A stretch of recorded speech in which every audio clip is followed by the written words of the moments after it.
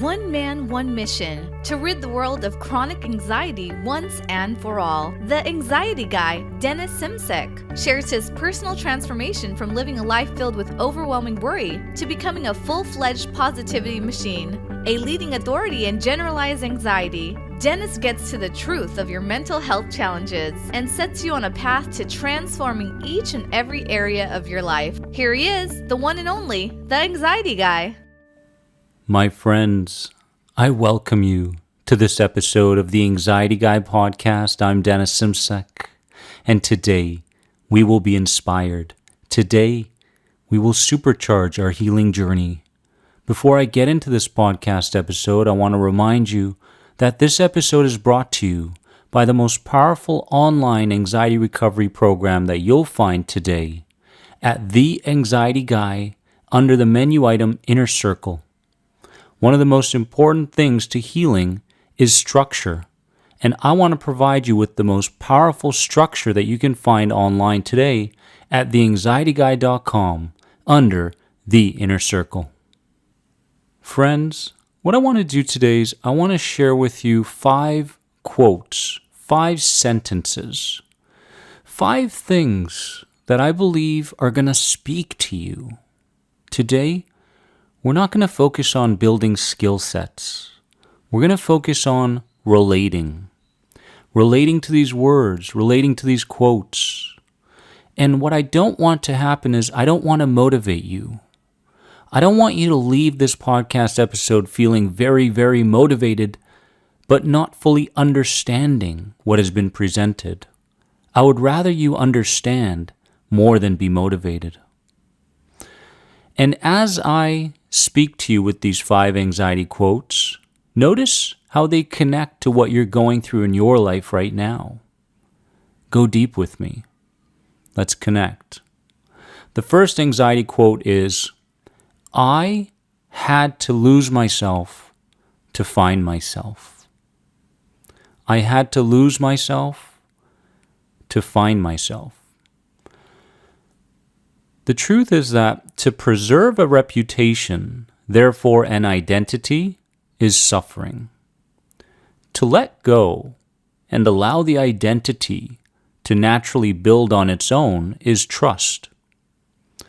What you're going to notice on this healing journey is you take one step back, and then you take another step back, and then you take more steps back, and you get to this point where you don't feel like you need to fight for the answer anymore. You don't feel like you need to strive and battle to create something that you want to create. So, this quote, I had to lose myself to find myself, really means, why don't you go ahead and stop trying to preserve this reputation that you believe you need to live up to? Because it's causing you to feel less worthy. It's causing you to experience unnecessary anxiety. And today might be the day where you take those steps back and you look deeper into what's truly taking place at an identity level. Number 2 is every deep breath is a win. Every deep breath is a win. Ooh, I love this. This means that we begin turning our focus towards our progress and not our suffering. We focus more so on the suffering when we recognize how far we have to go still. We focus more so on our progress when we begin to recognize the simplest things that we're doing well. Let me tell you from experience, when I suffered from anxiety, waking up in the morning, putting my clothes on, taking a shower was an absolutely gigantic victory for me. Gigantic. But unfortunately, I didn't allow myself to see those small wins. I didn't allow myself to recognize that, hey, getting up in the morning, putting your clothes on and going to work is in fact a win.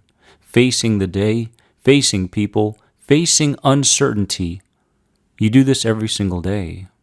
And if you just focus on these wins, you're going to start feeling differently. Your emotional state is going to change. And when it does, you need to accept that that's who you are. You are not renting this identity, this new you. You are not renting this person. You are owning this person. Number 3 is fear doesn't prevent death. It prevents life. Many times, what the inner child or subconscious mind projects is based on protection and perceptions based on the past. They have no truth to them. No truth whatsoever. Your belief systems at a subconscious level, which is connected to fear, is a lot different than your belief systems at a conscious level, which is connected to love and connectedness. You have to understand this. And each and every day, we must see beyond the beliefs that are coming from the inner child. When we can see beyond those beliefs, when we can heighten our awareness in that moment and say, this isn't me now. I don't believe this now. No. This is me from the past, projecting something in the present. And because I'm aware of this, I can choose to go in another direction. I can choose to believe something different about this present moment and what's going to take place in the future, simply out of awareness. Number 4 is, remember, not every problem needs a solution from you. Ooh, that one has to speak to you. This heavy reliance on intelligence causes overthinking, which causes dilemma, which causes bewilderment, more unanswerable questions. When intelligence, intuition, and instinct are in harmony, we allow rather than force. And the correct option out of these 3 begins to arise naturally. So guess what? You don't have to think through every single problem. In fact, when you think that you're thinking, you're truly just remembering or replaying. You're not really thinking most of the time. Rather, you are replaying the same ideas from yesterday and the day before and the day before. You must know the difference between replaying and thinking. Because when you actually start thinking, what tends to happen is you are aligning yourself with your true beliefs, not your inner child's beliefs. That's called thinking. Thinking for yourself is different than replaying. Replaying the same ideas don't come from you. They come from the inner child that was guided through other people. So let me ask you this question. Is what you believe to be true about yourself today your perception?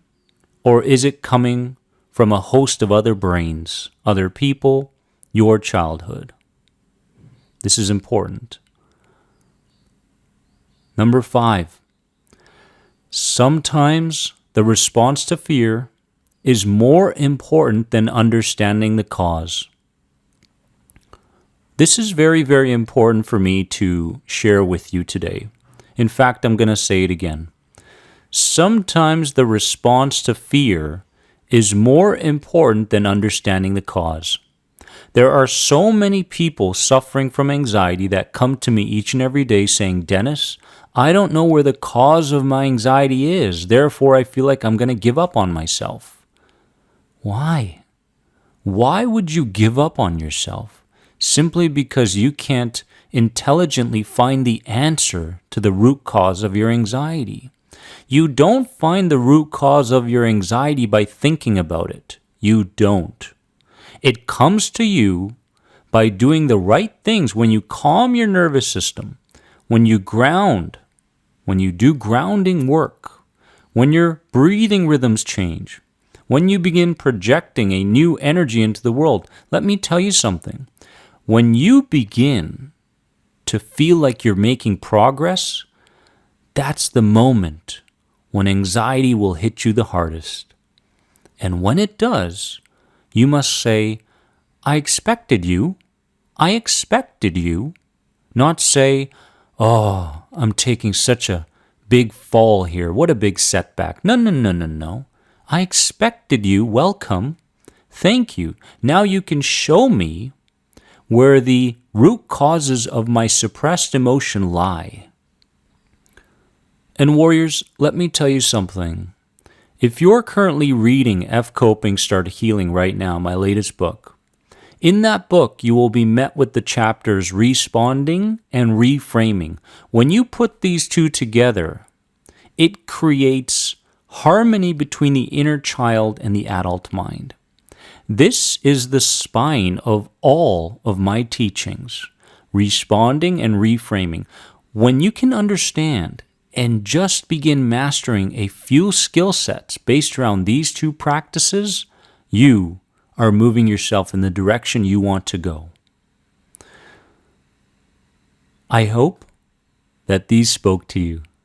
I really do so.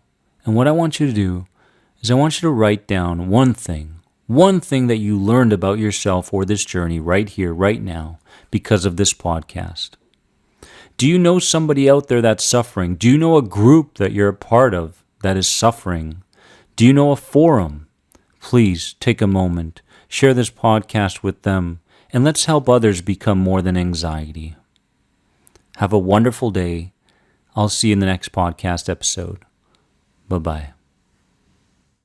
Thanks for being an important part of the Anxiety Guy podcast community. If you enjoyed this podcast, please leave a positive rate and review. If you're searching for further support on your road to recovery from anxiety, head over to anxietyexit.com and take part in the powerful End the Anxiety program based around the CBT model. If you're searching for a more one-on-one approach, you can sign up now for personal coaching sessions with Dennis via Skype. Remember, you are more than anxiety. See you in the next episode.